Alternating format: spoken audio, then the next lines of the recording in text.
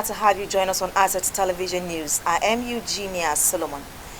Following the nationwide protest led by the Take It Back movement and other civil society organizations aimed at drawing attention to the alleged misuse of the Cyber Crime Act, the worsening economic hardship in the country, and what organizers have described as a state of emergency in Rivers State, the police in the Federal Capital Territory, Abuja, today blocked the city center.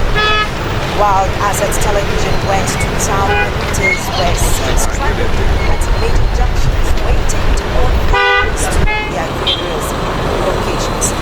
The planned protest, which also coincided with the police National Day celebrations, made the authority to not to take chances for any breakdown of law and order in the nation's capital, especially within the three-arm zone of the city. Meanwhile, despite the police blockade of the major routes leading to the city center as a result of the nationwide protest led by the Take It Back movement, demonstration was, however, held in Abuja along the Unity Fountain Road. Posting a video in one of his social media handle, social activist Omoyele Sowore and his comrades can be seen protesting in the streets of Abuja. Also in the video, Sowore and the protesters can be seen being confronted by the police.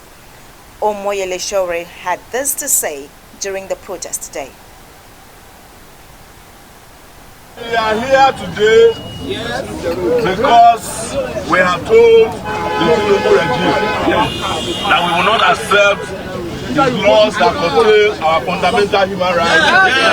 We express ourselves. Now, the police are aware that we have a march today. They said they have their own program today as well. But we have told them that their program cannot stand in the way of our own march. And we have told them that we are going to the National Assembly. If they like, let them mobilize and join us. In fact, we have told policemen in Nigeria that it is time for the police and the people to work together so that they can improve their own life conditions as well and their working conditions. Nigerian policemen are the worst paid in the world. But they keep killing the same people who are fighting for them. We are not going to accept that anymore. So while we are here, Tinubu is busy enjoying himself in France. We are not going to stay back in our country while an uncertain president is censoring our rights. And we have told them also that the IGP of police that is leading the program today at Eagle Square is an illegal IGP of police. He must leave after 60 years. You must go! Of being in power. That is the essence of our march today. Well, some residents of FCT have differed on the need for national protest by group or individuals. A resident, Niyi Busari, says protests are needed in order to draw the attention of the government to the myriad of issues confronting the masses. Protest is being observed anywhere in the world. Is the fundamental right to citizens who think one or two things that federal government or any government or state government do are not too good for them. Going by this Tinubu-led government,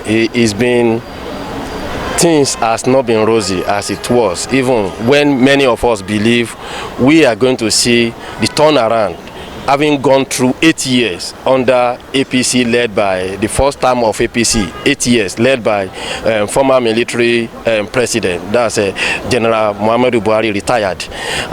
The first thing he did when he was even sworn in right here was to announce the increment in the price of fuel. And don't forget that this is a sensitive item that if increased affect every aspect and everything will go up automatically. If it is increased 20%, 10%, it will be understandable. But in a situation whereby the price is increased from 170 naira per liter to almost 1,000 naira, that's too much and it's unbearable. Everything increased, including the house rent, the school fees, name it. Even the staple food. To even take a cup of garri now will cost you nothing less than 500 naira. The price of 2 plates of food before it comes in. You can see the increment, the income is not as much as the expenses. You are still earning as much as you were earning 4-5 years ago. Why things has increased almost 200%? How do you manage this? I pity those who had more than 2-3 children, and the children are in school. How do you cope with it before you pay school fees, before you pay your house rent, before you buy everyday food to feed the family? I think if protest can solve this such that the federal government have a rethink and reduce some of these policies, change some of these policies and leading to reduction in prices of goods and services, I think it's a good way to protest. Well, another FCT resident, Oladipo Rotimi, disagreed, saying planned protest will lead the citizens nowhere, adding that the president should be given time to see through his transformative policies. If you know this, our president very well, no, according to from history, no protests that take place when he was a governor in Lagos State. I don't think any protest would strive,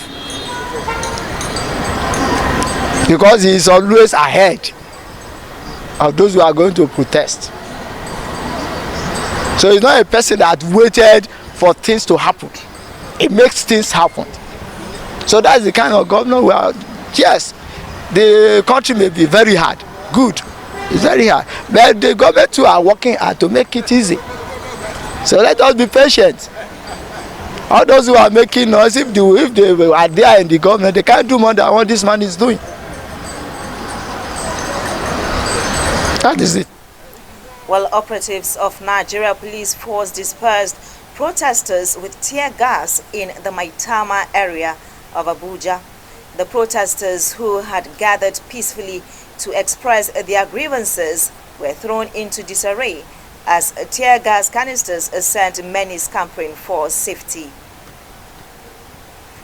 The protest, which is part of a nationwide demonstration spearheaded by the Take It Back movement and other civil society organizations, began earlier in the day to draw attention to several national issues. Key among the concerns raised by the organizers are the worsening economic hardship in the country and what they described as a state of emergency in Rivers. The demonstrators carried placards bearing inscriptions such as "Stop the Repression" and "Let us breathe" as they marched through the streets of the Federal Capital Territory. Meanwhile, Rivers State protesters used a rally to demand for Fubara's return as governor, as they all agreed that his suspension was under high power politics. The Take It Back coordinator in Rivers State said the security personnel dispersed lots of people who had come out for the protest. Our grievances is number one thing is the repeal of the Cybercrime Act, and as Rivers people we are here to speak against the unconstitutional removal of our elected governor and the Rivers State House of Assembly. We are here to demand a government for the people of Rivers State, because as it stands now we are without government. This government in Rivers State is... A protester said what happened during the protest was an affront to democracy, which was against what was preached by the president during his campaign. I must say we came out this morning to demand for good governance. We came out this morning to demand for the repeal of the Cybercrime Act. And we came out also to demand that democratic processes should be returned back to Rivers State. And what they did was, on the instruction of whomever, the president or whoever, they gave an instruction and they came, shot at us, threw tear gas at us, even arrested the Channels reporter. Let me say this, that nobody is more in Nigerian than the other. Nobody is more in Nigerian than the other. If you're holding any office, you're only privileged to hold that office. I must say... Coordinator for PILEX Center for Civic Education Courage Isrimovu said the state was not at war when the state of emergency was declared. According to him, the coordinator for PILEX Center for Civic Education Courage, Esrimovu, said the state was not at war when the state of emergency was declared. According to him, the state's economic sabotage was a security matter was needed to be addressed. While President Community for Youth Development in the Niger Delta, Stanley Kwasiru, urged Nigerians to condemn military dictatorship in its entirety.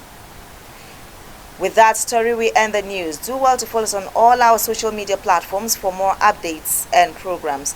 On behalf of the entire news crew, I am Eugenia Solomon. Thank you for watching.